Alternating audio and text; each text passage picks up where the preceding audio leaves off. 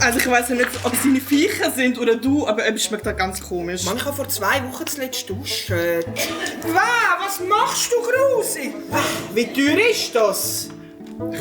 Vielleicht so um die 200 Stutz. 200 Stutz für das bisschen Alkohol? Sorry, Mann, das ist Wucher.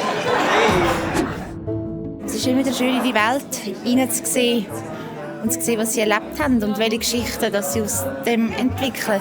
Wie war das Theater? Scheibe. Die Regisseurin hat doch gesagt, ich habe nicht begriffen, dass der Text vergisst ist, aber dass ich das ganze Theater vergesse. Scheibe. Aber du bist gar nicht da. Die ganze Zeit bin ich am Lachen. Ich bin begeistert, wie die Leute spielen da und so viel Publikum. Und das finde ich ist so toll, was die Schrägerfolger machen. Ich hätte zuerst mal gerne Ihren Ausweis gesehen, bitte.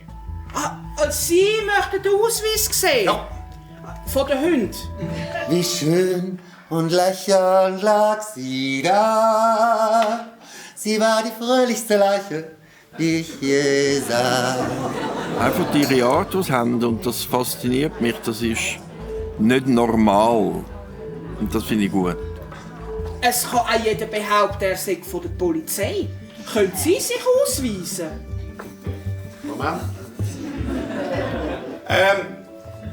Ich komme dann wieder.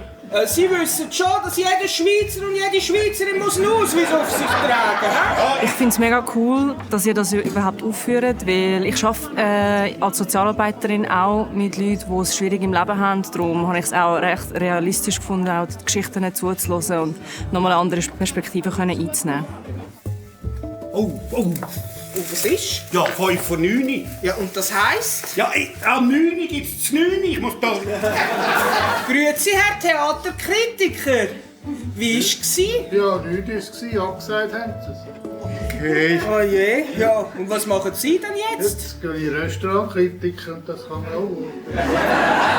Eigentlich bin ich nicht dahin gekommen, um mit jemandem zu diskutieren, der hier auf dem Bänkchen wohnt.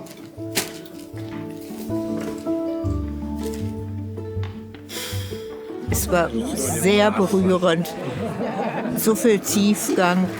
Es war wunderbar.